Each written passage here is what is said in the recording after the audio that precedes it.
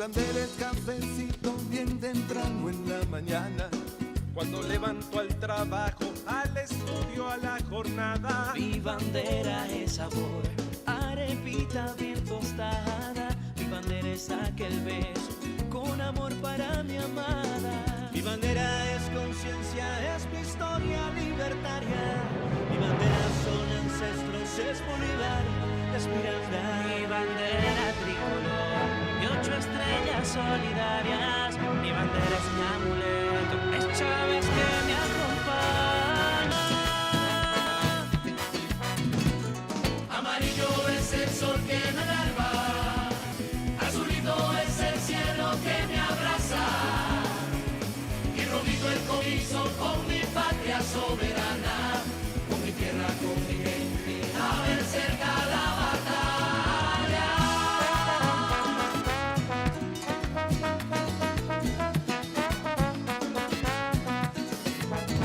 Mi bandera son mis hijos, son el sol de mi esperanza. Mi bandera es campesino sembrando por el mañana. Mi bandera. Un saludo a todas y todos. Estamos desde aquí, desde la televisora de la Fuerza Armada Nacional Bolivariana, como siempre, en unión popular, militar y policial, dándole vida a lo que hoy es conducente a seguir apreciando dentro de nuestra Constitución las principales fórmulas que ante las amenazas que en estos 26 años que tiene nuestra Constitución siempre han estado presentes. Por eso es que hoy el estudio de la guerra, el estudio de las amenazas, el estudio de las escaladas de conflicto, hoy tenemos que ir revisando históricamente lo que ha ocurrido. Por eso es que es importante, quiero saludar al sector que siempre está pendiente de esos grandes detalles, que es el sector de la seguridad. La seguridad hoy le ponemos según nuestra Constitución de nuestro Estado-Nación. Un Estado social, democrático, de derecho y de justicia, que se transversaliza en 7 ámbitos, que están aquí en el 326. Un título, amiga y amigo que nos puede estar viendo, soldado de la patria y sus sectores sociales, que se transversaliza en 7 ámbitos y lo plasma el 326. Por eso es que hoy es importante estudiar con profundidad lo que ocurre hoy, porque hay una geopolítica.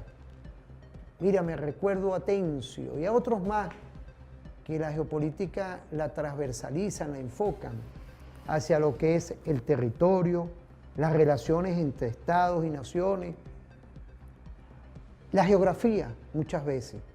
Entonces todos estos temas hoy están complementando hacia lo que vamos a trabajar también hoy dentro del Instituto de Altos Estudios para América Latina de nuestra Universidad Simón Bolívar. ¿Por qué? Porque hay que transversalizar esos estudios, porque no es el ámbito militar. Es un gran error hoy decir en nuestra Constitución que todos somos corresponsables. Tenemos 7 ámbitos. Hoy tenemos al vicerrector académico, doctor Víctor Teotisco, con 40 años de estudio permanente en nuestra Universidad Simón Bolívar. Bienvenido, Víctor. Bueno, bienvenido. Para mí es un placer, una tranquilidad. Quiero agradecerle a toda la audiencia porque cuando filosóficamente, fíjate lo que está haciendo nuestro doctor Nicolás Maduro Moros en Seguridad de la Nación, porque no es fácil, desde que él es canciller de la República, con mi comandante Chávez, luego 10 años de medidas coercitivas unilaterales, los que está operacionalizando con estos 7 ámbitos. Sí. Yo me permití presentar al Instituto de Altos Estudios de América Latina, porque tú lo presides, y dentro de nuestra Universidad Simón Bolívar, tenemos hoy toda una visión. Yo quería que tú le dieras un saludo, porque tenemos una cápsula de lo que ha hecho la CIA, la Central de Inteligencia en América Latina. Hemos buscado por ahí, quiero saludar a Wilder, a Omar, profesores, estratega de referente informativo, de lo que ha hecho esos estragos con varias estrategias, tanto convencionales como no convencionales, porque hoy también vamos a hablar de lo que es la guerra cognitiva que se está aplicando hoy en las nuevas tecnologías desde el año 2000, que arranca el siglo XXI. Porque temas, Víctor, y mira, te agradezco que tú vengas para acá, porque son temas que esto no se puede hablar un magíster, ni un doctor también, uno como doctor. Hay que tener estudios postdoctorales, estudios que esos son certificados, pero son estudios de investigación estratégica. ¿Por qué? Porque estamos metiéndonos en estrategias de profundidad en el que ellos buscan es apoderarse de la mente y acabar los pueblos. Y están aplicando las nuevas tecnologías. Bienvenido, profesor. Ahí, sí, bueno. Y doctor, cónchale, amigo. Gracias. Usted es parte del referente informativo. De nuevo aquí en el programa. Y la verdad que, digamos, nosotros tenemos que entender que aquí hay dos ámbitos, y yo creo que me voy a extender un poquito más adelante, pero aquí hay un ámbito, de hecho hay tres. Hay un ámbito mundial, ¿okay? De la geopolítica mundial. Después hay algo que es nuevo en Estados Unidos, nuevo en el sentido que está volviendo a él, que es el concepto del pacto trasero latinoamericano, y luego está la clave interna de la operación que está haciendo Estados Unidos hacia el interior de los Estados Unidos. ¿Okay? Entonces, tenemos que ver con que son tres operaciones simultáneas que están andando. ¿Bien? En parte una política de un intento justamente de sostener, ¿okay? Una declinación, el declive de Estados Unidos, hacerlo más suave, ¿okay? Evitar el ascenso de China como potencia hegemónica, en realidad de los BRICS como potencia hegemónica, acomodar lo que es el continente americano, ¿okay? De nuevo a hacer la posesión, el lago de los Estados Unidos, y después una evolución o una revolución completa en Estados Unidos hacia lo que llamamos el poder imperial de Donald Trump, que incluso este movimiento en Estados Unidos que está diciendo no queremos reyes, porque se han dado cuenta que eso es justamente lo que se está buscando que se cree una especie de casta, una especie de nobleza feudal que va a ser la que va a gobernar Estados Unidos de ahora en adelante. Entonces, bueno, nosotros justamente ponernos en perspectiva, porque no es tanto que se va hacia Venezuela, porque debemos entender por qué se va hacia Venezuela. O sea, ¿por qué convertirnos a nosotros en el otro? Todo fascista necesita un otro, necesita crear un enemigo. Y primero el enemigo se crea criminalizando a los venezolanos que estaban viviendo en Estados Unidos, directamente haciéndolos parte, que eran todos el Tren de Aragua, que eran todos inmigrantes ilegales que estaban haciendo algún tipo de delito. Después se les expulsa y luego ahora viene la criminalización de los venezolanos que estamos aquí en Venezuela, donde se nos convierte en un estado narcoterrorista. ¿Bien? Ese otro es justamente el enemigo, en este caso el enemigo externo. Y luego está el enemigo interno en Estados Unidos, que son justamente las personas progresistas, las personas de izquierda, y particularmente, aunque no lo es, un partido progresista, el Partido Demócrata, porque lo que está buscando Estados Unidos en este caso es apoderarse de todo el poder. Fíjate, me agrada que tú te hayas ido en este enfoque de esas tres dimensiones. Ámbito yo lo veo con todo el respeto para no entrar con una audiencia. Mira, pues ya nos están mandando mensajes, estamos en vivo, si tenemos 7 ámbitos, pero existe un nuevo orden internacional. Fíjate, y ahí uno tiene que tener mucho cuidado por el mismo tema que hay de que está Rusia, está China, tú lo sabes muy bien, está Irán, está la India. Hay nuevos ejes de poder que siento que está perdiendo ese espacio, ese centro de gravedad que tenía Estados Unidos. Fíjate, hay que potabilizar un poco hasta los términos, porque en estos días nos mandaron felicitación de varios universitarios que nos conseguimos en un evento con nuestro presidente Nicolás Maduro Moros en Parque Central, que estaba la clase trabajadora, estaba la clase universitaria, te mandaron saludo a ti. Y una de las cosas que nos decían, tremendos enfoques que hay, y hay que irlos canalizando en función de entender que los ámbitos, el parte militar es uno más. Nosotros tenemos transversalmente por el constituyente 7 ámbitos que lo está llevando muy bien nuestro presidente Nicolás Maduro Moros, pero yo quería tocar lo que está haciendo la CIA, lo que ha hecho la CIA históricamente, la Central de Inteligencia. No hace falta que Trump venga y nos amenace, no, ellos están en toda esta América Latina y en el mundo. Y vean ustedes mismos cuáles son los estragos, los retos que lo vean, pues, y lo estudiemos en su casa, en su familia, el por qué hoy tenemos que ir lo que acertadamente estamos haciendo todos voluntariamente, que es la unidad nacional. Víctor, me permito, vamos a ver esos videos. Los golpes de Estado en donde hay pruebas inequívocas de la participación directa de la CIA. Cuando hablamos de pruebas vamos a ser rigurosos, porque aquí entiendo que cada quien tiene su opinión política sobre el tema, pero aquí nos basaremos en documentación desclasificada de Estados Unidos o del país involucrado, testimonios oficiales y reportes 100% confirmados. Comencemos por uno de los golpes de Estado made in the US más claros e indiscutibles de todos. Incluso podríamos decir que es un parteaguas para muchos de los demás que veremos y que a veces no se tomen en cuenta. Guatemala, 1954. Golpe contra Jacobo Arbenz.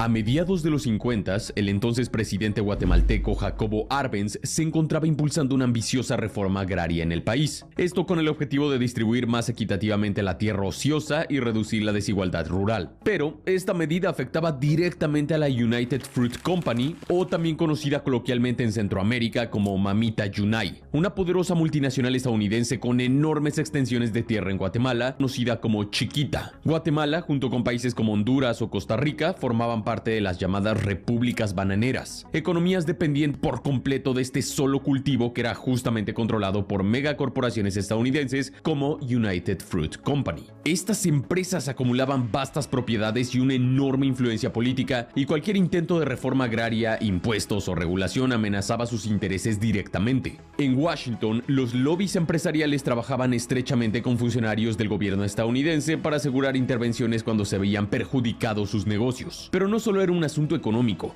En plena paranoia anticomunista, el gobierno del presidente Dwight Eisenhower interpretó las reformas sociales y la apertura de Guatemala hacia sindicatos y partidos de izquierda como una puerta de entrada para la influencia soviética no solo en Guatemala, sino también en el continente. Como consecuencia, el presidente, asesorado por el director de la CIA, Allen Dulles, quien junto a su hermano John Foster Dulles casualmente tenían vínculos con United Fruit Company, autorizaron la operación PB Success.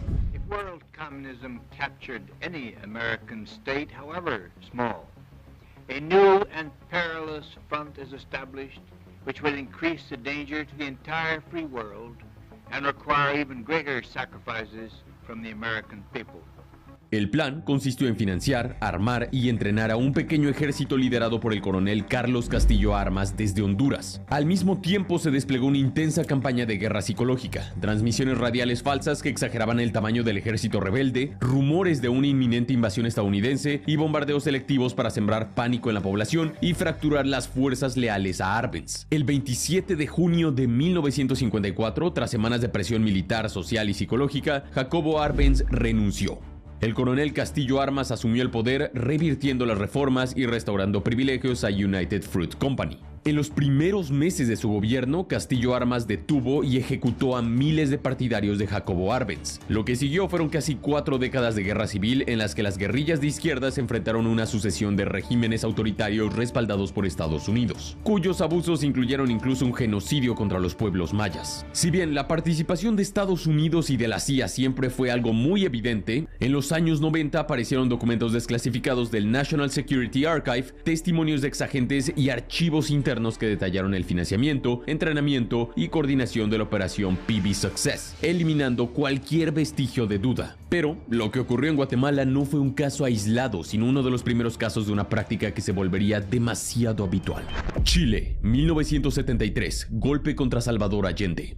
Aunque hay 20 años de diferencia, la situación de Guatemala con Arbenz y la de Chile con Allende son llamativamente similares. En septiembre de 1973, Chile vivía una de las crisis políticas y económicas más profundas de su historia. El presidente Salvador Allende, elegido democráticamente en 1970, había iniciado un programa de nacionalización de industrias clave, incluido el cobre, y una serie de reformas sociales de izquierda que tensaron al máximo la relación con la élite económica chilena y con Estados Unidos. En plena Guerra Fría, Washington Washington, al igual que con Arbenz, veía las políticas de tono marxista de Allende como un riesgo estratégico en la región, hasta el punto de temer que Chile se convirtiera en la siguiente Cuba, es decir, un país con un régimen comunista alineado con la Unión Soviética. Entonces, el presidente Richard Nixon y su asesor de seguridad nacional Henry Kissinger ordenaron a la CIA impedir que Salvador Allende consolidara su gobierno a través de la llamada Operación Fubelt, también llamada Operación Track 2. La estrategia incluyó financiamiento a partidos opositores, campañas mediáticas para erosionar la imagen del presidente, apoyo a huelgas estratégicas y contactos directos con mandos militares chilenos dispuestos a intervenir el país. Además, documentos desclasificados revelan que la CIA incluso realizó operaciones encubiertas para aislar económicamente al país, siguiendo la instrucción de Richard Nixon de hacer gritar a la economía chilena. Sí, eso es una cita real.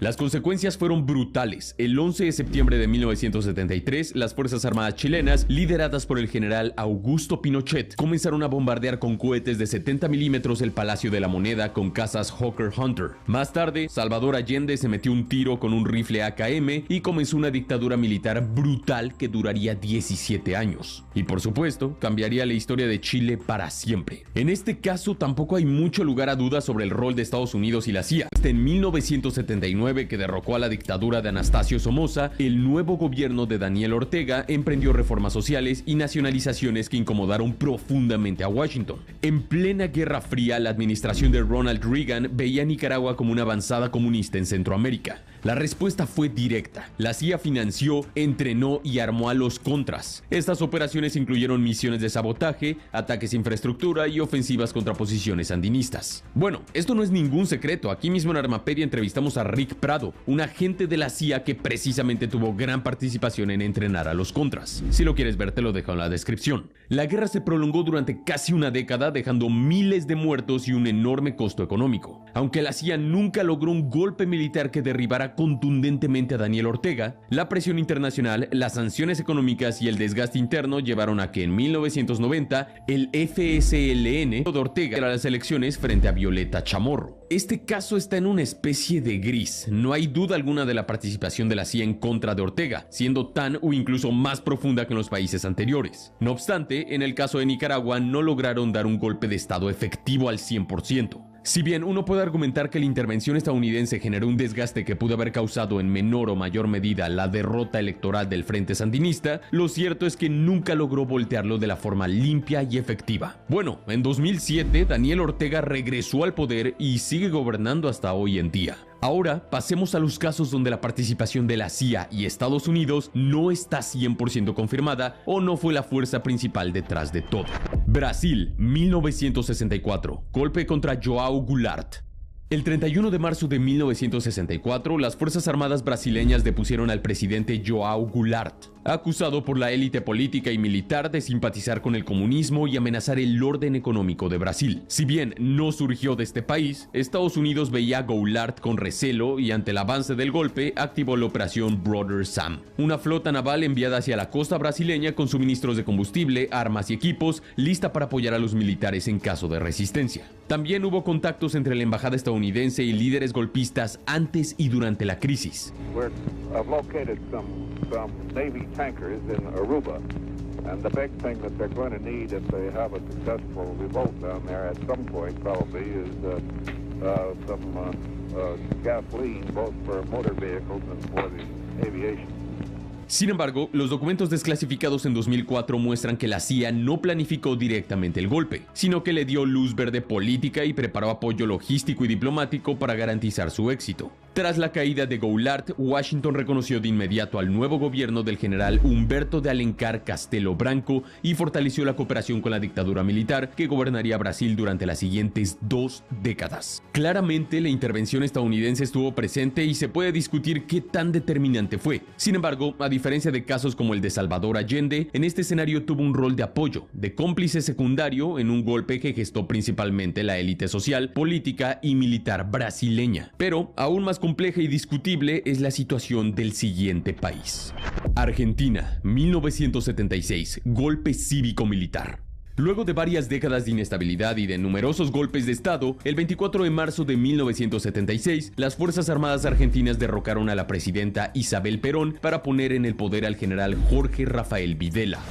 instaurando una dictadura militar que se prolongó hasta 1983 y que dejó un saldo de 30.000 desaparecidos según organismos de derechos humanos. Aunque no hay evidencia que demuestre que la CIA haya planificado o ejecutado el golpe en sí, sí la hay de su respaldo posterior a la Junta Militar Argentina. Documentos desclasificados del National Security Archive revelan que apenas días después del golpe, Estados Unidos reconoció al nuevo régimen y que Henry Kissinger, entonces secretario de Estado estadounidense, instó a la Junta Militar Argentina a actuar rápido en la represión para evitar reacciones internacionales negativas. Durante los años siguientes, Washington mantuvo estrecha colaboración con el gobierno militar, especialmente en el marco del Plan Cóndor, coordinando el intercambio de inteligencia entre dictaduras del Cono Sur y proporcionando apoyo técnico para operaciones de seguridad. Si bien la CIA no estuvo en la sala de mando del golpe, al menos hasta donde se sabe hoy día, su respaldo político, logístico y diplomático contribuyó a sostener un régimen responsable de crímenes de lesa humanidad que marcaron para siempre la historia argentina.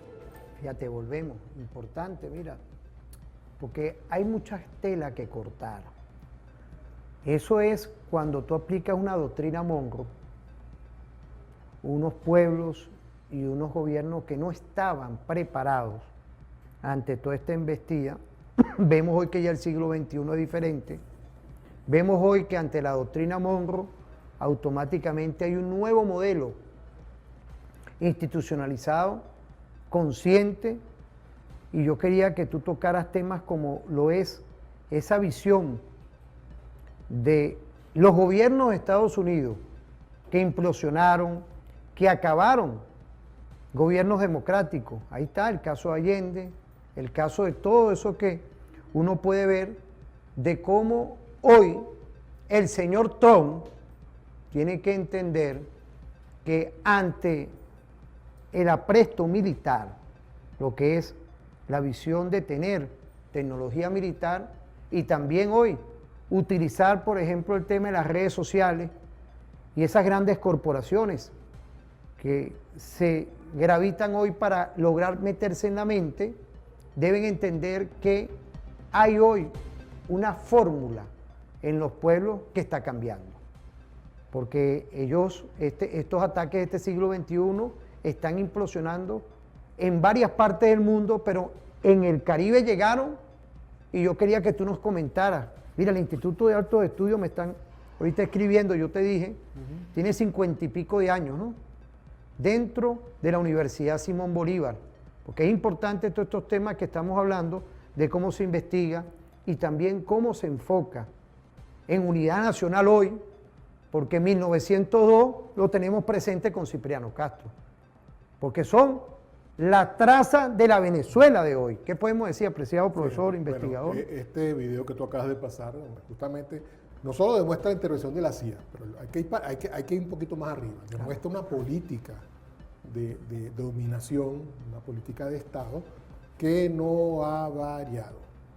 Varían los métodos, varían las circunstancias, pero no varía la política.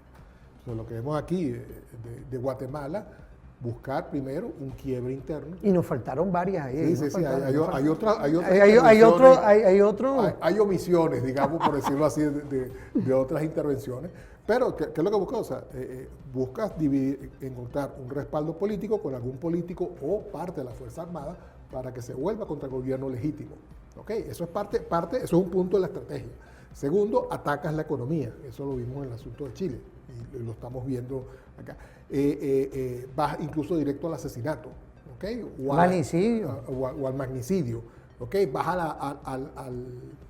ataque, digamos, a la operación para la decapitación de la jerarquía, como se hizo en el caso, por ejemplo, de Noriega en Panamá, que eso fue buscado. Pero además ves cuestiones que necesitan, además el cómplice necesitan lo que tú ya hablas del apresto militar, pero el apresto militar de ellos, o sea, de la intervención. Y en el caso de Brasil vimos que, bueno, y en Argentina y Chile, en realidad ya había unos colaboracionistas dentro del país. Y muchas veces, no en el caso de Chile, pero sí en el caso de Brasil y en el caso de Argentina, lo que hizo la CIA y lo que hizo el Departamento de Estado de Estados Unidos en general fue dejar que corriera el golpe, ¿okay? Apoyándolo, incluso estando encima de él, coordinándolo, pero en realidad la mayor parte del trabajo fue hecho por las fuerzas internas de esos propios países que estaban en contra, ¿no? Fíjate, estas son las reflexiones hoy, Víctor, porque nosotros tenemos que estudiar, inclusive cuando uno habla de falsa bandera, cuando uno habla igualmente de toda esta guerra cognitiva, la falsa bandera, se asemeja en cada acción de esta como provocaciones.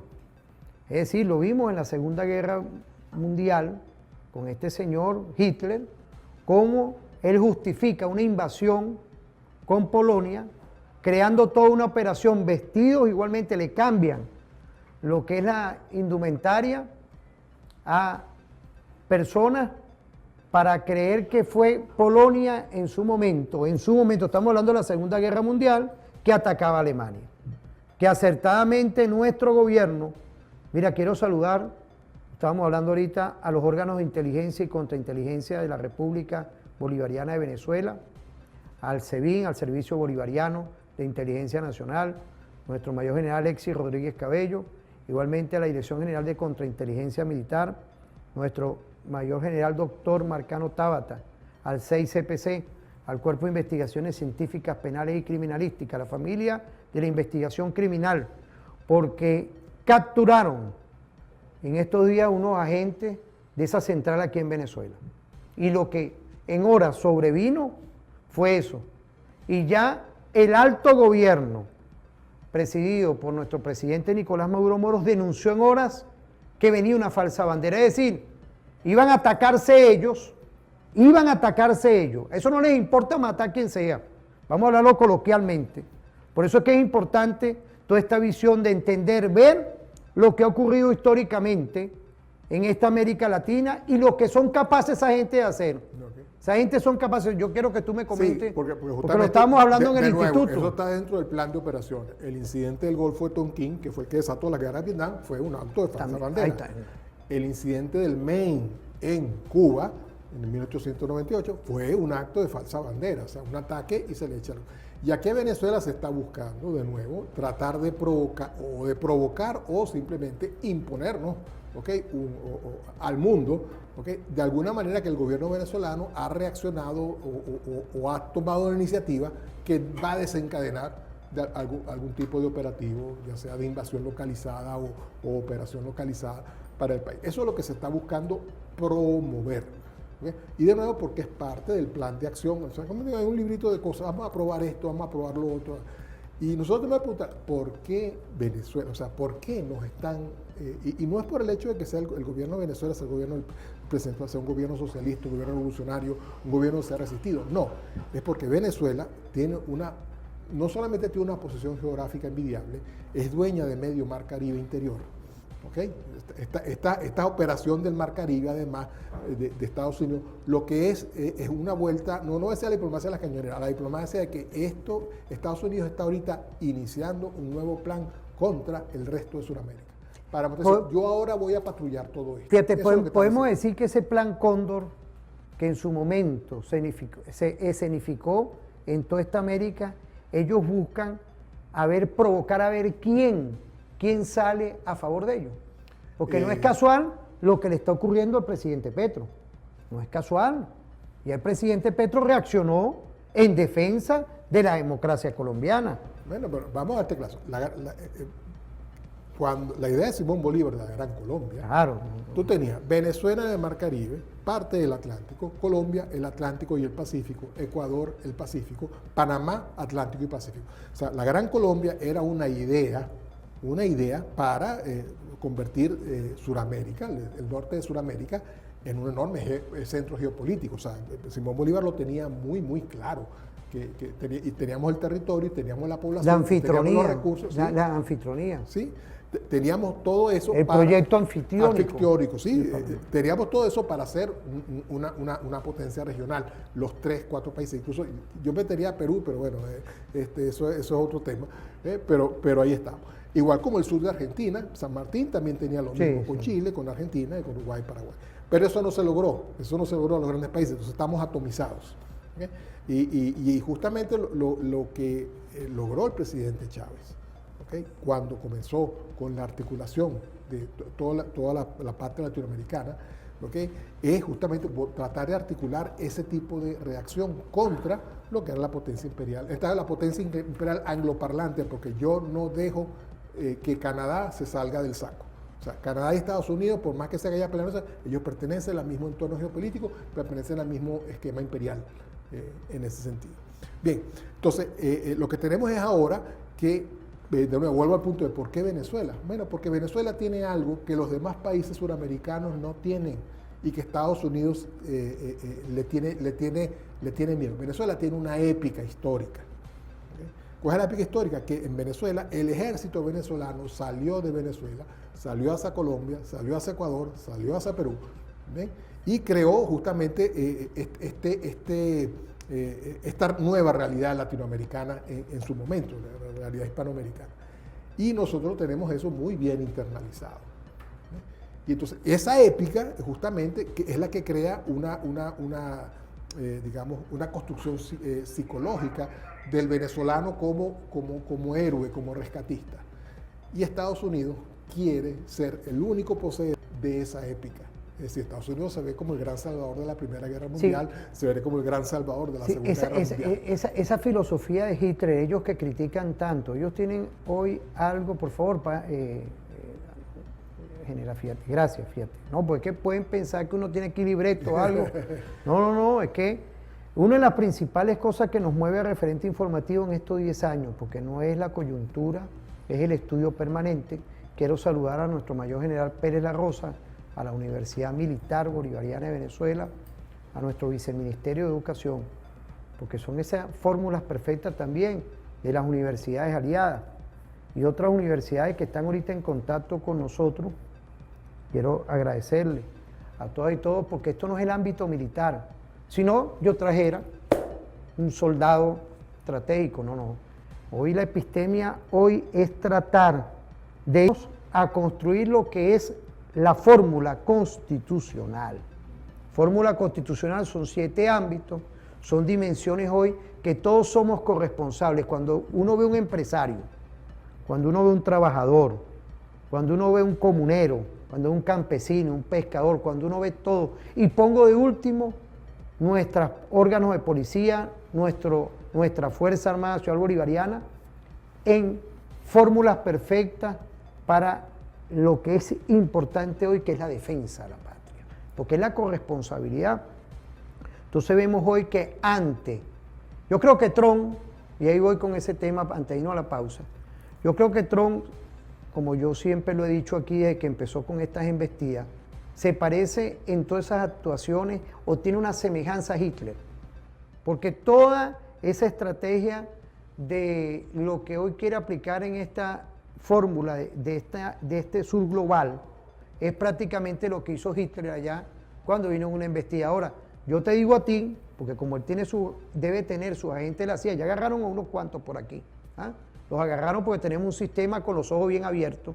Entonces yo le digo a la gente de la CIA que me puede estar viendo, no se equivoquen. Por aquí tenemos, porque vamos a ir a una pausa, ¿no? Pensamiento militar de Ho Chi Minh. No se equivoquen porque esto le dejó una huella muy grande. Y les voy a decir algo, eso era un tiempo muy diferente al de hoy. Por ahí tenemos también pensamiento de nuestro padre libertador.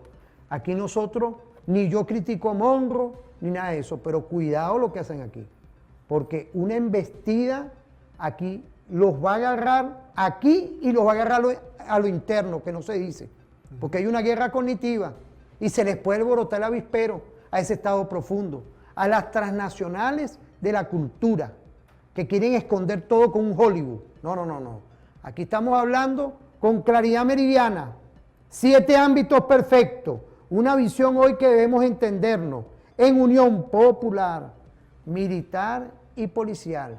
Y ya se les trancó el gas, estratégicamente el gas que es de la Venezuela de hoy, a Trinidad y Tobago. ¿Por qué? Porque nosotros no vamos a financiar guerras, ni vamos a financiar estados forajidos como son aquellos. Nosotros tenemos un estado social, democrático, de derecho y de justicia, que lo lleva nuestro presidente, conductor estratégico, diplomático, obrero, Nicolás Maduro Moro. ¿Tú querías decir algo antes de irnos a la pausa? Sí. Me disculpa que me quedé enganchado. Sí, fíjate. Nosotros, digo, Venezuela, obviamente porque o sea, tiene el objetivo, obviamente los recursos y que somos un Estado rebelde que damos el mal ejemplo. Ahora sí, como decía Clinton. O sea, esta política viene de Bill Clinton, George Bush, Barack Obama, Donald Trump, su primer gobierno, el otro, Joe Biden en su gobierno, y ahora Donald Trump en su segundo gobierno. O sea, esto es una política de Estado de Estados Unidos, pero no es ahorita, no es Trump. Quiere decir que Trump ahorita simplemente ha decidido poner toda la carne en el asador. Pero esto es algo que venía ya y con Reagan, con este señor que fue el premio Nobel de la Paz. Porque ahí es donde empieza. Este señor que fue el premio Nobel, bueno, no de la Paz, el premio Nobel de, ¿cómo es que se llama esto? De los que compran. El premio Nobel de la Paz de los cementerios, digo yo. Sí, eso es. Así.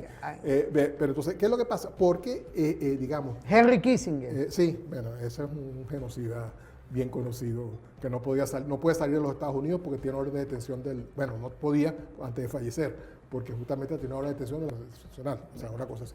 Pero lo que quiero decir es que en Estados Unidos, o sea, yo hablé en un momento de la ventana de Overton. O sea, Estados Unidos está tratando de empujar los límites de la legalidad en la parte internacional, porque él le interesa empujar los límites de la legalidad en su propio país. Él quiere acabar con la oposición. ¿Okay? Él dice que ahora en adelante Estados Unidos es una presidencia imperial, y lo ha dicho. Lo dijo de su primer día de gobierno, que iba a ser un dictador desde el primer día. Él quiere acabar con eso. Entonces, esto es una ventana para que si le permiten hacer atrocidades en el exterior, eso más o menos le da la excusa para desensibilizar a sus mismos ciudadanos de lo que va a hacer internamente. Y eso es un plan fascista, o sea, tal cual del librito de Adolf Hitler. No, y ahí está el acorralamiento que tiene él a nivel internacional con el nuevo orden internacional. No es casual ahorita que en esta cumbre que ahorita está terminando, ahorita hubo una cumbre ahorita, creo que en Malasia. Sí. Fíjate, uno estudia la parte geopolítica, pero es que estamos también en las doctrinas. La cumbre de la ASEAN. Entonces fíjate, no es casual el tema que hay ahorita con los Tomahawk, que no se lo quiso dar al señor en Kiev, en Ucrania. El tema que todavía no se ha reunido con Putin. Quiero saludar al representante consular de la Embajada de Rusia en Venezuela, a China igualmente, a Irán, la digna Irán, que en 12 días le dio una enseñanza a esta gente, a la India. Hay un nuevo orden estratégico que los ajedrezes se están montando en contra de ese estado profundo. Vamos a ir a una pausa. No se separen, que estamos en las rutas de la patria, estamos activos desde TVFAN en referente informativo.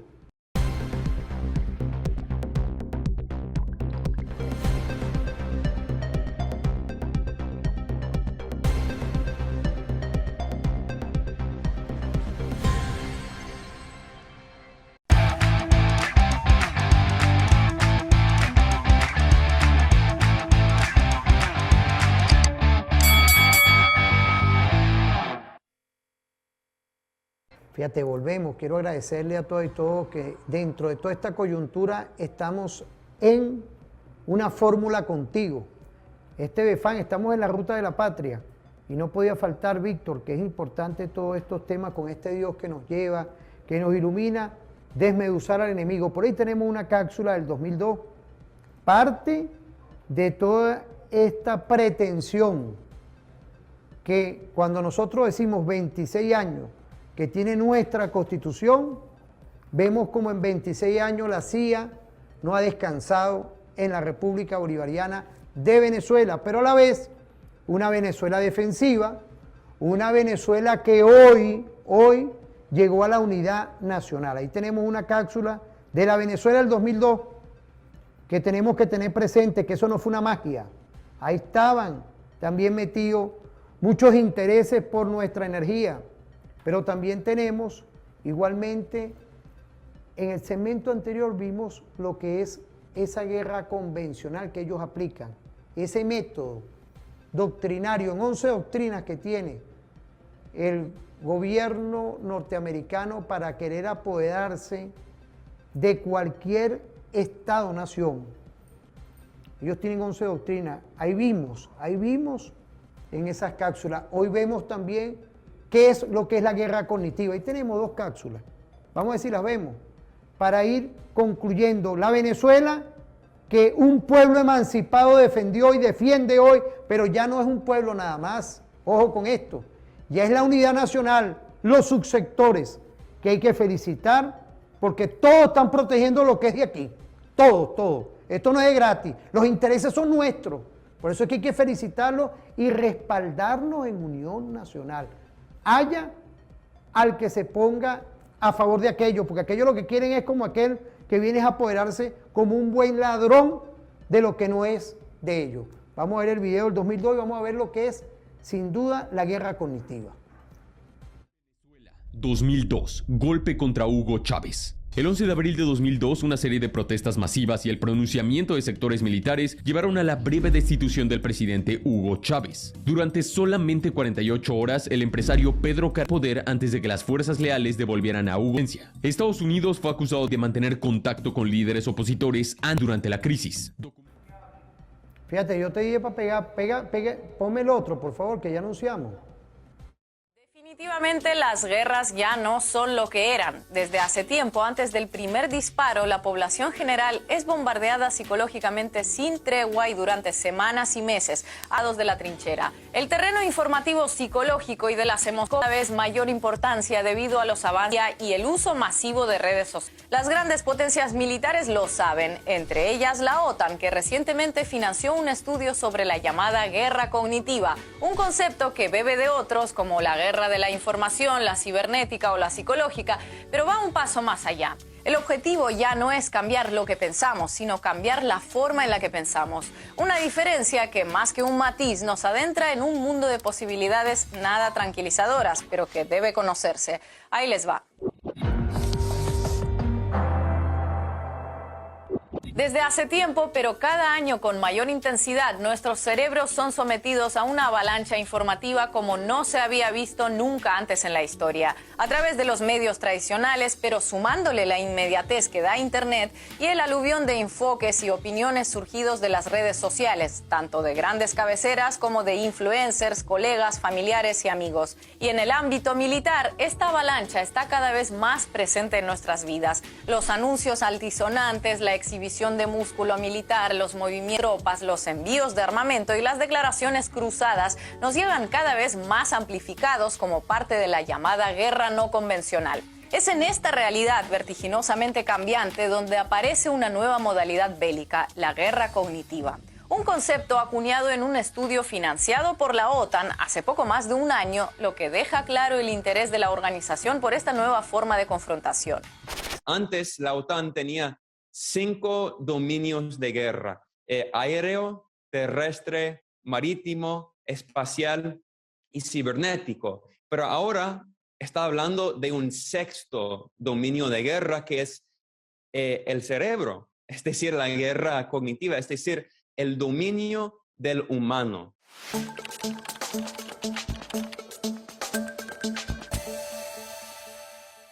No solo es una cuestión de propaganda, no solo es una cuestión de amenazas, no solo es una cuestión de explotar el miedo, es explotar las debilidades del ser humano.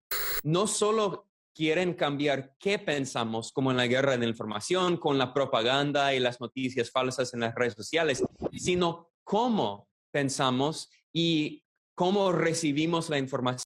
La era digital hiperconectada de hoy ha redireccionado las reglas de interacción y ha hecho que las fronteras protegidas sean vulnerables a otro tipo de estrategias. La comunicación que nos facilita las redes sociales, la mensajería social y las tecnologías móviles se pueden explotar para influir en la información, las creencias, los valores y la cultura. El concepto de guerra cognitiva se ha convertido en un término recurrente en los últimos años. En el lenguaje militar, la guerra cognitiva tiene un amplio alcance, desde individuos hasta naciones y organizaciones multinacionales. Descubramos juntos qué es la guerra cognitiva. El término de guerra cognitiva se utiliza para definir acciones realizadas por métodos psicológicos, con el objetivo de provocar una respuesta planificada en el modo de pensar de otra persona. se realiza utilizando una variedad de técnicas destinadas a influir en los valores nacionales, los sistemas de creencias, las emociones, el razonamiento o el comportamiento de las personas. Representa la idea de combate sin pelear, es decir, posiciona la mente como un espacio de batalla y un dominio disputado. Integra capacidades de ingeniería cibernética, informática, psicológica y social para lograr sus fines. Aprovecha Internet, las redes sociales y hasta medios de comunicación tradicionales para dirigirse a personas influyentes, grupos específicos y un gran número de ciudadanos de forma selectiva y en serie de una sociedad, con el objetivo de desbaratar sociedades enteras, sembrando dudas sobre gobernabilidad, desacreditando procesos democráticos, provocando disturbios civiles o instigando movimientos separatistas, y así lograr cambios estructurales a mediano y largo plazo en la forma de pensar de los seres humanos en general. En este tipo de guerra, además de la manipulación de las ideas, se intentará manipular la forma en que se produce. Las noticias falsas o fake news no son necesarias para lograr los objetivos de la guerra cognitiva. Un documento deshonroso de algún gobierno, pirateado de una cuenta de correo electrónico filtrado de forma anónima en un sitio de intercambio de redes sociales es suficiente como para incitar alguna rebelión en cualquier del mundo. O simplemente una campaña que encienda las pasiones de los influencers y crear una controversia que se vuelva. Sería ingenuo pensar que...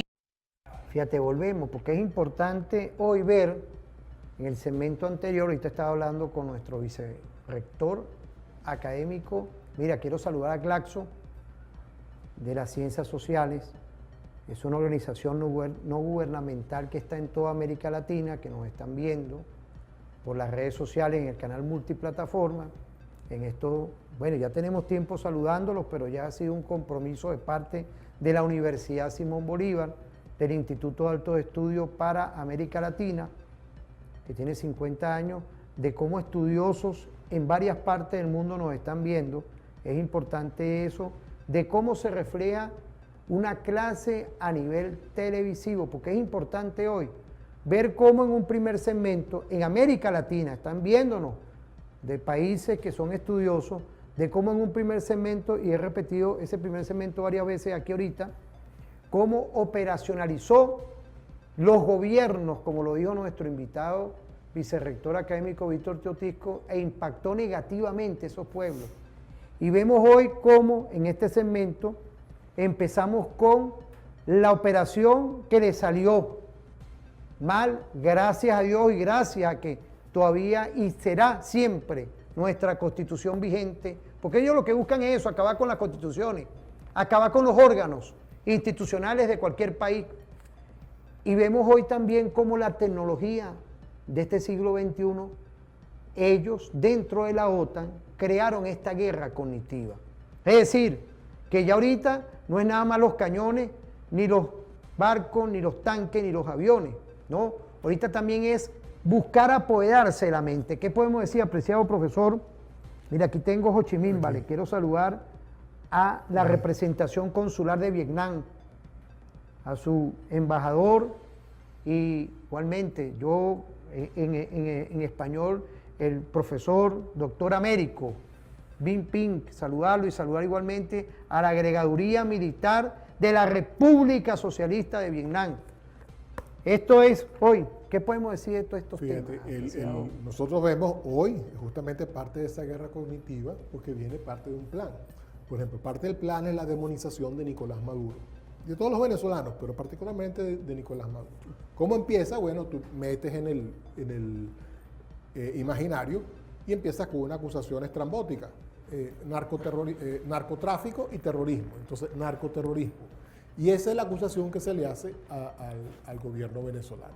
Entonces, viendo que esa es la justificación para la operación militar de andar matando pescadores en el Mar Caribe, asesinatos, en realidad asesinatos selectivos sin ningún tipo de razón, simplemente con lo que llamaríamos una razón pseudo de Estado, que es lo hago porque puedo. Eso es justamente el mensaje que Estados Unidos está tratando de enviarle a todo el mundo. Yo de ahora en adelante voy a hacer lo que me da la gana, como siempre lo he hecho, pero ahora de frente.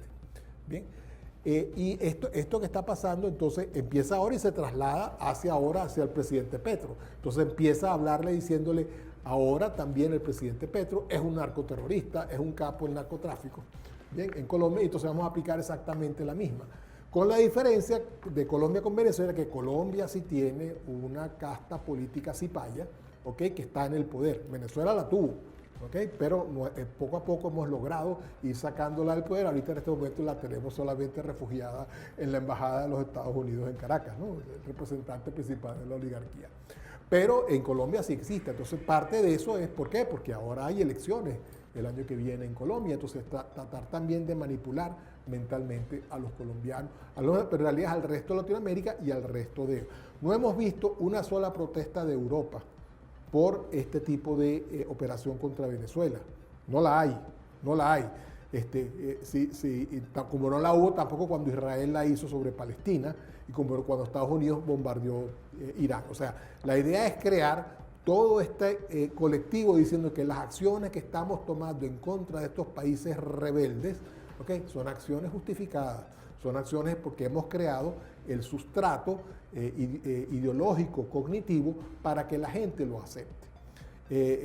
Hannah Arendt hablaba de la banalidad del mal, pero era porque la idea de las instituciones fascistas no es hacerte pensar cosas, es hacer que no pienses, que te lo tragues todo. O sea, porque si tú lo piensas, eventualmente reflexionas y encuentras los agujeros argumentales y las contradicciones. Pero si no piensas, obviamente eso no va a suceder. Crear este tipo de realidad en la mente, y por eso que se habla de la mente como el sexto ámbito del combate, el espacio militar, el espacio de guerra, porque la idea es, ¿no? Como decía la periodista, no solamente presentarte con hechos falsos, sino modificarte los esquemas de razonamiento para que tú los aceptes tal como están y no pienses más nada. Te convierte en una especie de computador que simplemente regurgita los razonamientos y las actividades que te van alimentando. Y eso es parte de lo que nosotros debemos combatir. Por ejemplo, nos acusan a nosotros a Venezuela de narcoterrorismo. Pero bueno, vamos a ver, nosotros podemos contrarrestar. O sea, ¿qué tiene Estados Unidos? Tiene un presidente pedófilo, hay que decirlo. ¿Okay? Un presidente que andaba con una organización pedófila que se le encargaba de traer jóvenes para grandes ricos y grandes políticos. Y donde está metida la realeza británica, están metidos políticos latinoamericanos, colombianos como por Andrés Pastrana, mexicanos también, todo eso, porque eso era parte del esquema de corrupción. Ese es justamente el ámbito de atraerte a la gente, mancharlos de manera que después sean objetos de chantaje, si es que no lo hacen de manera voluntaria. Claro, ¿no? Y a eso es lo que se presta muy obedientemente la Central de Inteligencia e igualmente el Pentágono, ¿sí? Porque eso es lo que nosotros podemos ir viendo. Y además que necesitan, además lo que llamamos nosotros el enemigo interno, la clase política local que vasalla, ¿okay? Es cipaya en este caso de Estados Unidos, que quiere hacer eso. Por ejemplo, voy al caso. Decía el escritor argentino Arturo Jauretche, ¿okay? Que peor que el gringo que nos compra es el criollo que nos vende. ¿Bien? Y justamente la política de Estados Unidos requiere de estos criollos que nos venden. Como vimos en el segmento sobre Guatemala, que ya había un grupo de guatemaltecos que estaba dispuesto a tomar y a perseguir al gobierno Jacobo Arbenz, y sucedió también en Cuba, y sucedió en Nicaragua, y sucedió en Chile, y sucedió en Argentina, y sucedió en Brasil, y querían que sucediera en Venezuela, pero nosotros pudimos contrarrestarlo. Pero ahorita puede suceder en Colombia. Sí, ¿no? claro. No, y vamos a tocar en el próximo segmento el tema de Colombia, la estrategia de Petro y por supuesto la de nuestro gobierno con nuestro presidente Nicolás Maduro Moros. Mira, tenemos a Glaxo activo, tenemos a América Latina, quiero saludar a todos esos estudiosos, a Tilio Borón y otros más que están activos, viendo, también estudiando y construyendo, porque no es poca cosa hoy lo que estamos hablando, de ir en profundidad, claridad, lo que este enemigo global ya se ha convertido contra todos los pueblos del mundo. Porque ellos lo que buscan es ese gobierno y las grandes corporaciones es acabar con quien sea. Por eso es que hay un nuevo orden internacional. Mira, aquí tenemos nuestra visión, Ho Chi Minh, lo hemos sacado varias veces, pero también tenemos Carabobo, un punto itinerario. Cuando el camino llegó a Carabobo, iba Bolívar adelante y obligaba mucho. Hoy lo tenemos detrás y la obligación no ha hecho sino crecer. Mira, nada más y nada menos, pues, esa es nuestra doctrina. Junín y Ayacucho. Aquí esto es toda una visión de lo que el referente informativo está presentando con una doctrina autóctona, unas doctrinas hermanas, una doctrina que hoy, dentro de la República Bolivariana de Venezuela, lo que queremos es la paz. Lo que queremos es, de verdad, que este subglobal se impulse con nuestras materias primas, pero el que venga tiene que pagarla, porque eso es todo.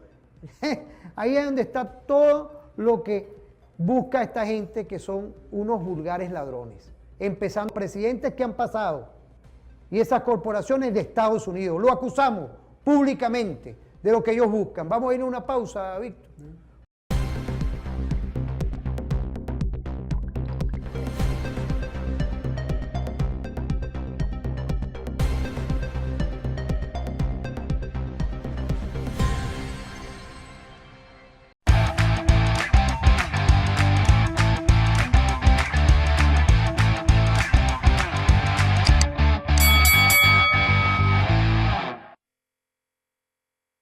Fíjate, ¿por qué es importante esto, Víctor? Porque no tenemos, fíjate, con esto yo tengo que cuidarme bastante. Fíjate, tenemos que cuidarnos, ¿por qué? Porque a pesar de que estamos fuera de la televisora, estamos activos, estamos fuera de aquí, es importante porque ni utilizamos el TV Prompter, ni libretos, porque son los detalles, Víctor, son los detalles. Ya en esta lucha que hemos hablado ahorita, que es la guerra para apoderarse la mente, que es la guerra cognitiva. Fíjate, estamos aquí, estamos en esta fórmula perfecta de ir viendo y desmeduzando las doctrinas del enemigo. Pero vamos a ver la respuesta de Petro y la respuesta de Nicolás. Ahí tenemos dos cápsulas que es importante y le decimos claramente a Trump, Mosca y a la CIA, porque la CIA es la que inventa, la CIA es la que busca con una maleta de plata y busca meterse donde ellos creen meterse y después salen completamente arrostizados, como ha pasado en este siglo XXI en América Latina y a nivel global.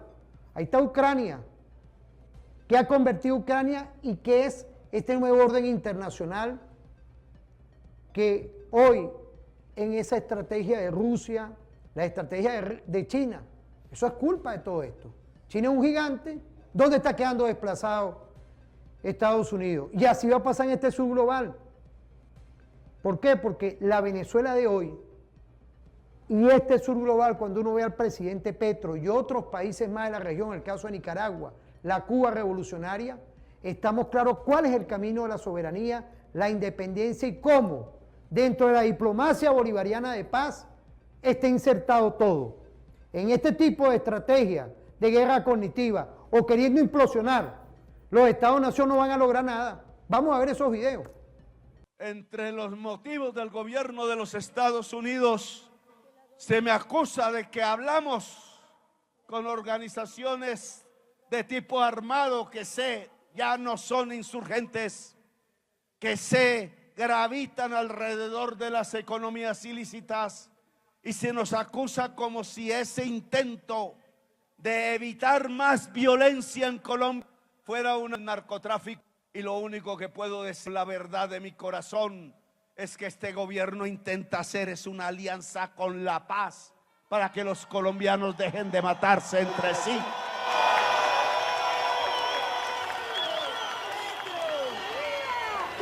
Se me acusa, en los escritos que he leído aparece allí, que yo revelé una información secreta del grupo Egmont, de grupos de inteligencia financiera del mundo de los estados, porque le dije al pueblo colombiano una verdad que creí tenía que saber, y era que aparecían las transacciones probadas con una empresa de Israel desde India, en donde se compraba un programa criminal de interceptaciones ilegales a nombre de un software que se llama Pegasus. Hoy me están sacando, o más bien metiéndome en la lista de OFAC, como la llaman, porque le dije al pueblo de Colombia que la CIA había pagado el programa Pegasus para pasarse por encima de la ley de Colombia en el mismo territorio colombiano e interceptar comunicaciones de no sabemos qué y cuántos colombianos y colombianas. Si lo volviera a saber, lo volvería a decir, porque la CIA cometió un crimen en Colombia que la ley colombiana no permite. Y entonces lo que hemos evidenciado, y quizás esto ya debe quedar claro en la mentalidad del pueblo colombiano, es que la llamada ayuda, que yo siempre pensé que era una colaboración mutua de dos repúblicas que se trataban como iguales, la República de los Estados Unidos y la República de Colombia, ayudándose mutuamente para resolver dos problemas fundamentales de la vida contemporánea: la incursión del narcotráfico tomándose el Estado y el poder político en Colombia, y la incursión del incremento de los consumos, en donde una parte sustancial de la sociedad norteamericana evade la realidad, se quiere escapar, no le gusta vivir sola, sin amor, solitarios y solitarias en celdas de hotel, y entonces se drogan para evitar ver la realidad de su propia soledad. Creí que nos podíamos ayudar francamente, sin trampas, hablando de los fracasos y de los éxitos de esa colaboración, pero hasta yo mismo tuve que darme cuenta que las armas que cuidaban al presidente...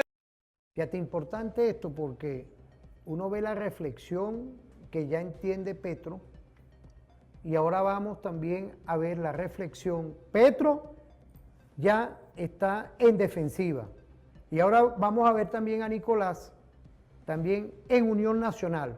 Tenemos la otra cápsula por ahí. Vamos a verla de una vez.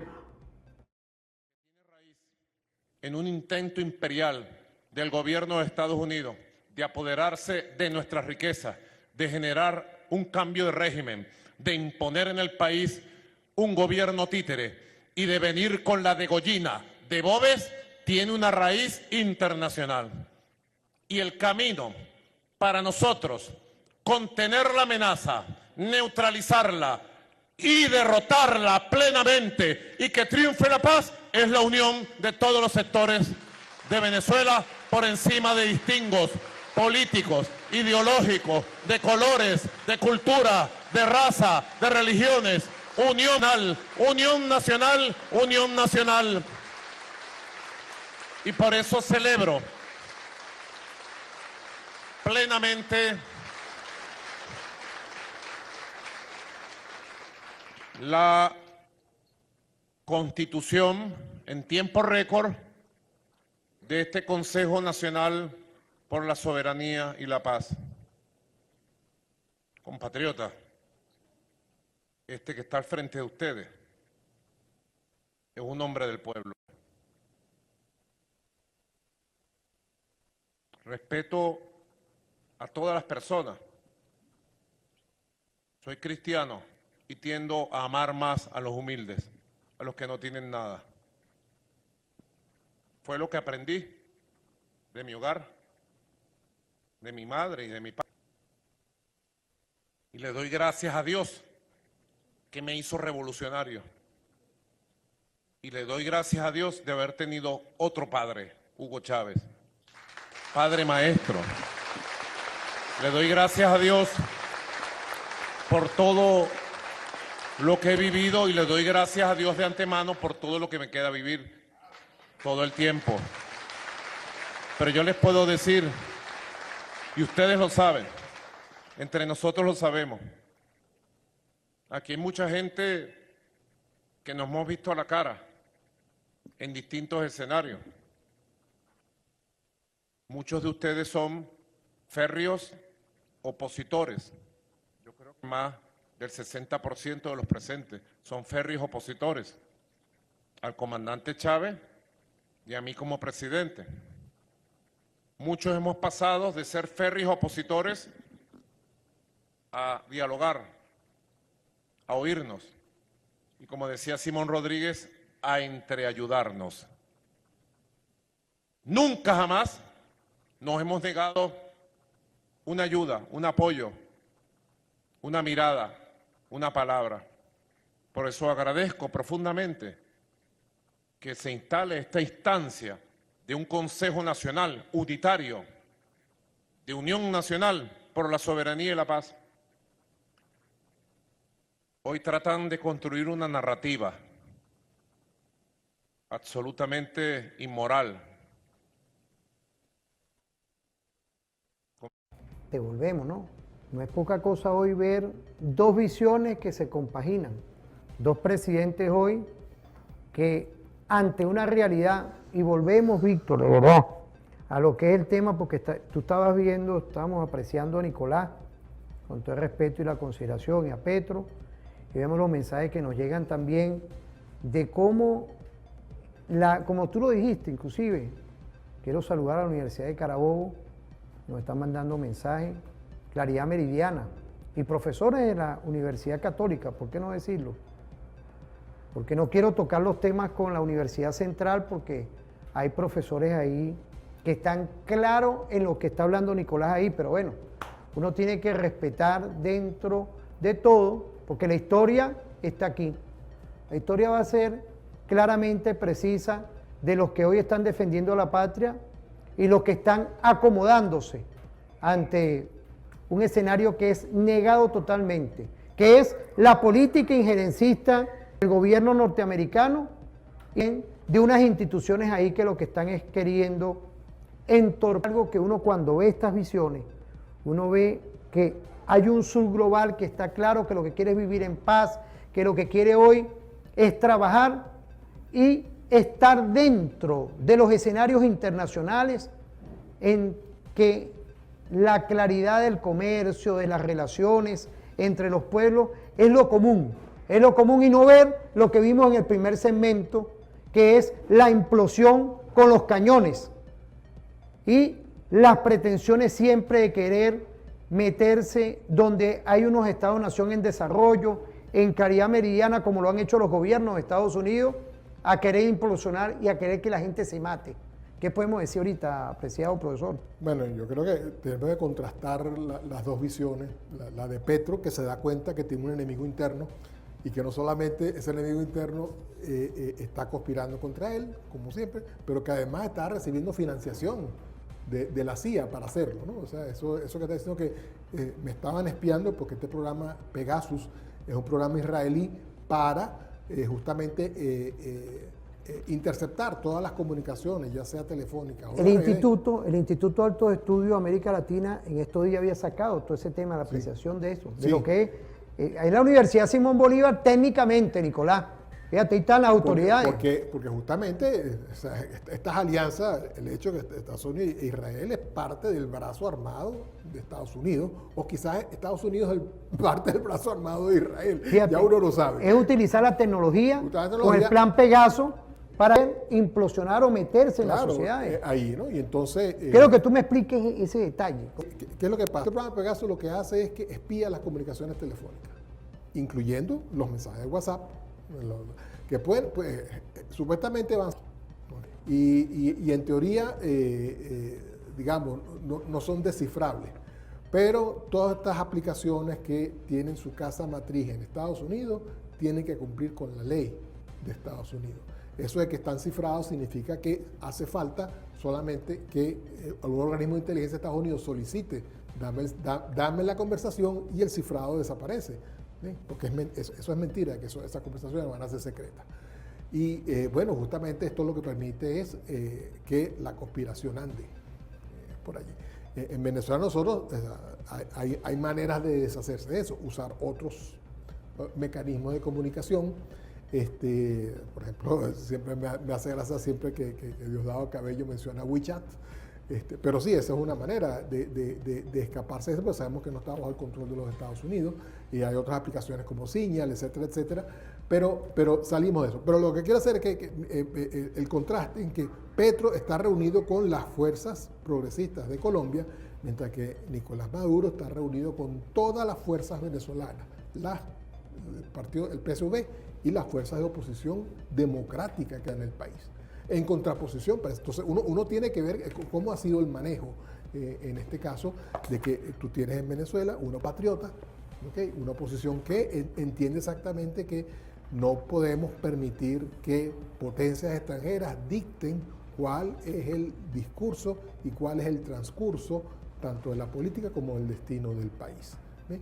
Que es justamente lo que y Estados Unidos está ensayando aquí esta política. Primero va por Venezuela. Vamos contra los chavistas, vamos contra no sé qué, y después, como decía el pastor Niemöller, bueno, como eran chavistas, entonces no me importaba. Después ahora vamos por Petro, ¿ves? Y después Estados Unidos ahorita, porque tuvimos las elecciones en Argentina, regionales, Estados Unidos se acaba de comprar un país, con 40 mil millones de dólares Estados Unidos se ha comprado Argentina, ha comprado votos, ¿ok? Y eso hizo esa inversión solamente para asegurar que el partido de Milei ganaba las elecciones. ¿Para qué? Para convertir Argentina, que es un enorme país, un país grandísimo, el mapa simplemente no lo dice, no lo deja ver. La proyección de Mercator siempre nos confunde acerca de cuáles son las verdaderas dimensiones de Sudamérica y de África. Pero en este sentido, convertir a Argentina en una punta de lanza de Estados Unidos en el cono sur, ¿para qué? Para la dominación de esa parte del Océano Atlántico y de la parte del Océano Pacífico.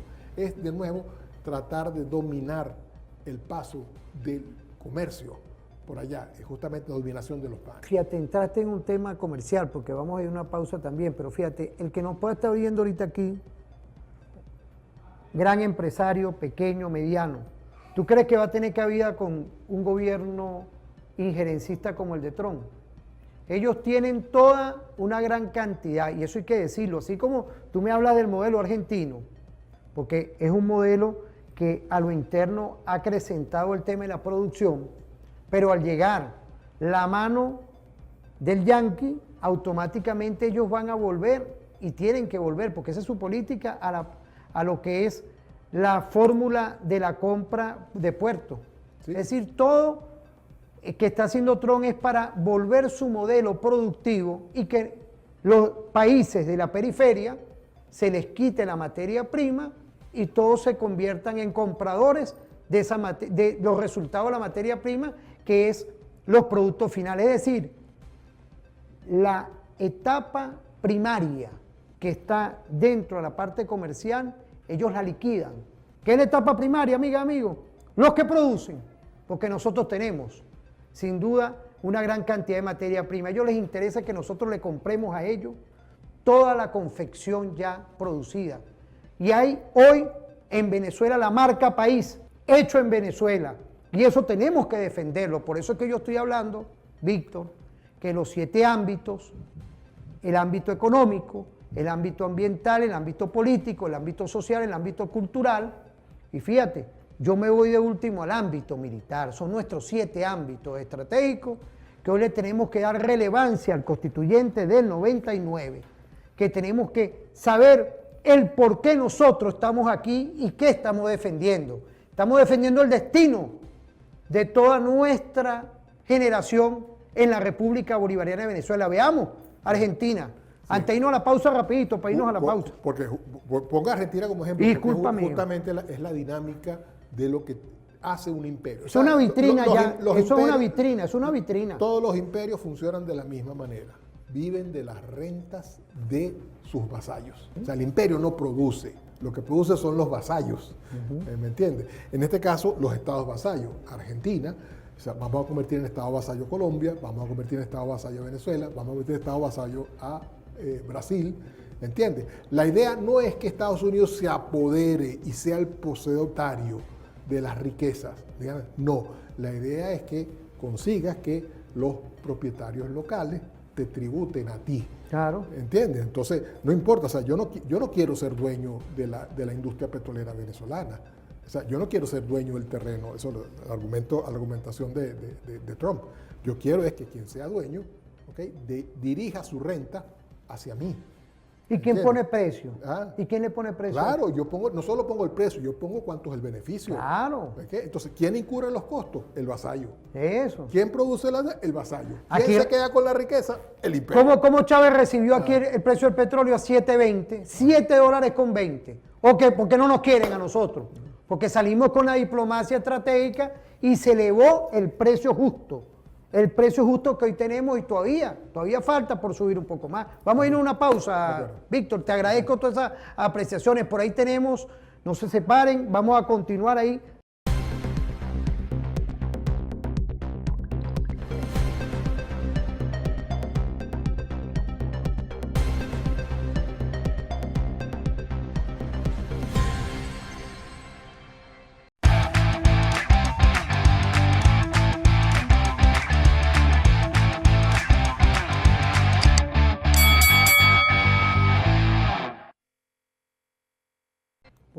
Volvemos, estaba activo por aquí.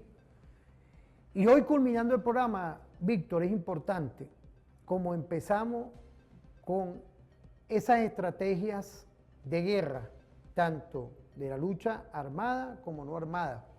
Por ahí tenemos un video corto, algo sucito, que es importante hoy hacer referencia, que es la guerra cognitiva. Vamos a verlo.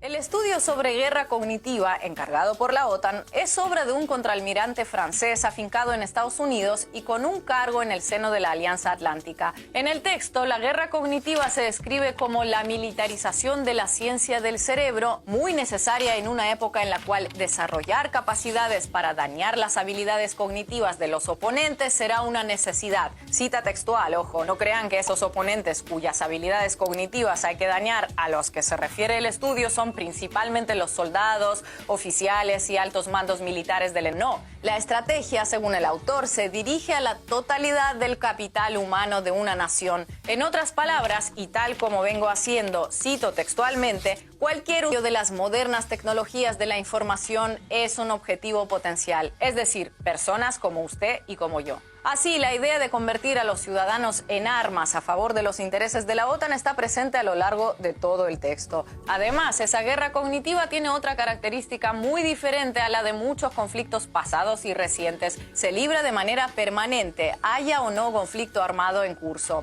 Tal como reza el informe, sin principio ni fin, esta conquista no conoce descanso, marcada por las notificaciones de nuestros teléfonos inteligentes en cualquier lugar, 24 horas al día, 7 días a la semana. Al contrario que la propaganda bélica clásica, en la guerra cognitiva, todos participan, en su mayoría sin darse cuenta, en el procesamiento de la información y la formación del conocimiento. Mientras los indios se sometían pasivamente a la propaganda, ahora contribuyen activamente a ella. Fin de la cita. ¿Por qué tomamos esta apreciación? Para que la audiencia vea realmente que nada es de gratis. Todo tiene un porqué. Y cuando uno habla de la tripolaridad, de los nuevos ejes de poder, vemos también por detrás todas esas estrategias militares de armas bélicas, como un tanque, un avión porque hay aviones que no son de uso militar, pero también esos misiles, lo que se habla, lo que es el apresto militar, pero lo no militar. Y lo no militar es apoderarse la mente. Fíjate, sale y emergió de la OTAN. No podía faltar hoy que tenemos el Instituto de Altos Estudios de América Latina de la Universidad Simón Bolívar, que estemos culminando con estas estrategias de la lucha no armada. ¿Qué podemos decir, apreciado profesor? Mira, es algo que tú puedes darte cuenta en las redes, ¿okay? Porque en la red, uno siempre dice, todos estos servicios son gratis. Entonces, cuando tú encuentras que, oye, uso Instagram, es gratis. Y lo tienes aquí en un teléfono, y lo tienes aquí en un teléfono, y YouTube es gratis. Tú dices, bueno, si es gratis, ¿cuál es el producto? Y te das cuenta que en realidad el producto eres tú. Tú eres lo que se está vendiendo. Están vendiendo tus datos, por un lado, pero por otro lado te está convirtiendo en un repositorio de información. La estrategia de falsa bandera. Exactamente. ¿Dónde tú vas a tratar de posicionarlo hoy? Aquí. Una manipulación mediática aquí. Esto es hoy el principal vínculo que hay ante cualquier información. Mira aquí, mira cuántos mensajes están llegando ahorita aquí. Una de las cosas que justamente que ha sido esta migración tecnológica es que mientras antes la mayoría de las personas recibía su información por la radio, por la televisión, incluso por la industria cultural del cine, que eso, o sea, ahorita no, ahora es instantáneo en este aparatico, en todas las redes, y eso es parte de la dominación, eso es parte de la guerra cognitiva, es que este aparatico es mucho más inmediato, es mucho más inmediato y es mucho más efectivo, porque como tienes también a tu familia, en los mismos, tienes una conexión emocional. Eso es justamente parte de la peligrosa influencia que tiene, es que ya tú lo dejas entrar en la parte emocional al tener a tu familia, al tener a la comunidad. Fíjate, el tema de los algoritmos, porque sé que tú tienes... No, fíjate, estamos hablando con un estudioso, todavía mira, la Universidad Simón Bolívar, Nicolás, porque directamente contigo, tiene unas potencialidades hoy con el tema tecnológico, porque son las ciencias duras, y vemos que dentro del Instituto de Altos Estudios para América Latina, se está desarrollando todo este tipo de mecanismos de estudio porque son parte de la cotidianidad. La universidad tiene que tener un concepto de tributar a la sociedad, al pueblo todo. Y más aún en estas investigaciones que la ciencia dura es parte de lo que hoy, tanto para el desarrollo nacional es importante, marca país hecho en Venezuela, pero también para todo este tipo de mecanismos de guerra que se incorporan en nuestra cotidianidad como en nuestro teléfono. Discúlpame que me quise... Hay un mecanismo de guerra, pero además hay un proyecto. Y lo que se llama, Yanis Varoufakis lo identifica como el proyecto tecnofeudalista. Eso es. Tecnofeudalismo, es decir, ya no son los gobiernos, no es el gobierno de Trump, no es el gobierno del Reino Unido, de quien sea, no, hay una serie de empresas en la nube. La industria cultural. Pero la industria cultural que ha sido apropiada por Google, por Apple, por Amazon, por Meta, de Facebook e Instagram. Esos son justamente estos conglomerados que son los que están creando con sus algoritmos la realidad alterna. Y te voy a esto el ejemplo. Si tú eres una persona, porque eso generalmente lo que tratan es de fomentar ideologías de derecha, ideologías neoliberales, un discurso donde muy fácil entra la parte de los fake news y la falsa bandera, o sea, todo lo que es información falsa para crear tu opinión. Y entonces, por ejemplo, la prueba es que estos algoritmos, si tú eres una persona que se inclina hacia la derecha, lo que vas a recibir tú por las redes sociales son mensajes que te refuerzan ese sentimiento o esa opción. Pero si eres una persona de izquierda, también vas a recibir los mensajes de la derecha, porque la idea es combatir tu pensamiento y tratar de voltearte. Víctor, te agradezco, fíjate, estamos y nos están viendo, eso es importante. ¿Y los niní? Los neutros. No, los neutros, los algoritmos lo identifican. O sea, si tú eres le meten todo este poco, le meten toda esta información de manipulación. Sí. A ti te gusta ver esta película, a ti te gusta ver este video, te ver no sé qué, y de repente aparecen las recomendaciones, te aparece una cosa y ¿por qué me está recomendando este video si yo nunca he visto un tema como este?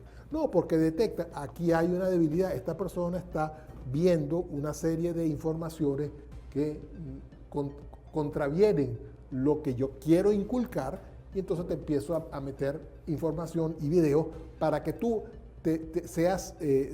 los presencies, te veas influenciado por ellos a pesar de que no los quieras ver. Pero a la gente de derecha no le pasan videos de izquierda, pero le pasan videos de comentaristas de derecha comentando cosas de la izquierda en tono de burla, en tono de desprecio, en tono de odio. ¿Okay? Ese tipo de cosas. Entonces, esos son los mensajes manipulados de la red para crearte de nuevo, un campo de batalla. El campo de batalla es tu mente. Bien, si tú eres de los nuestros, te refuerzo. Y si tú no eres de los nuestros, te combato lo que tú piensas para tratar de voltearte. Es decir, los servidores son parte hoy de las armas de guerra. Claro. O sea, es muy claro. Fíjate, toda esta narrativa que se ha creado, lo primero es, durante 10 años se ha estado construyendo una imagen de Nicolás Maduro en el exterior. ¿Okay?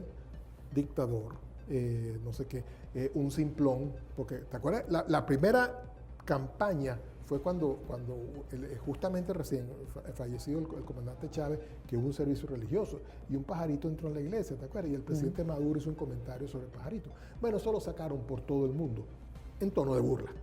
Claro. En tono de burla. Y por ahí empieza, o sea, primero tú te construyes, minas la imagen de la persona. Con Chávez te usó mucho también la parte del ridículo, ¿ok? Eso es parte del mensaje. Pero luego, ya cuando eso... La agencia de inteligencia... Sí, tú lo empiezas a convertir en el malo de la película. Claro que sí. La agencia de inteligencia invierte en ese tipo de estrategias. Claro que sí, claro que se invierte y muchas veces las dirige. O sea, en la CIA hay equipos de psicólogos y de psiquiatras, ¿ok?, que arman este tipo de campañas, ¿ok? Y como decía la presentadora, que son continuas, no hace falta que haya una guerra, no, la idea es siempre mantener el piso, ¿ok? Porque la idea es el mensaje que tiene que ser dominante, es el mensaje que se está emitiendo desde Estados Unidos. ¿Bien? Fíjate, Víctor, hoy se nos quedó corto el programa, quiero agradecerte porque hay muchas cosas que hablar en todos estos temas y es importante tener programas diferentes, tener programas que dentro de la cotidianidad revierten siempre cualquier estrategia que busquen cambiar nuestra tranquilidad. Quiero agradecerte, no sé si tú querías agradecer. No, yo estoy volviendo a la parte, o sea, en la parte de la agresión, o sea, quien nos está agrediendo ahorita es un país que tiene una flota enfrente de nuestras costas, ¿okay? Nos han mandado el portaaviones más moderno, o sea, ya después de eso, ya hay una escalada superior, la escalada que viene es otro tipo de escalada, ya no me pueden sacar un garrote más grande, bien, ¿entiendes? Ya viene otra cosa. Es intimidación, pero además es un mensaje al resto de los países. Mira lo que le estoy haciendo a Venezuela, tú compórtate. Ojo, y no tienen la capacidad operacional de cómo meterse en el país. Exacto. Porque es importante eso, es importantísimo. Esa gente no tiene la capacidad. Aquí tenemos 18 millones, pero en esa política de intimidación lo que buscan es eso. Y el punto es que la geografía venezolana es increíblemente refractaria a una invasión. O sea, la cordillera de la costa, simplemente por el hecho de la cordillera de la costa, porque tú hablaste de los Tomahawks. Los Tomahawks no pueden subir montañas. Así es. ¿Okay? Porque van a 200 metros sobre el nivel del mar. Entonces no pueden subir montañas. Entonces no me amenace con eso porque no va a venir por allí. Si tú vas a hacer un ataque, si me vas a amenazar con helicópteros y qué sé yo, los voy a venir viendo.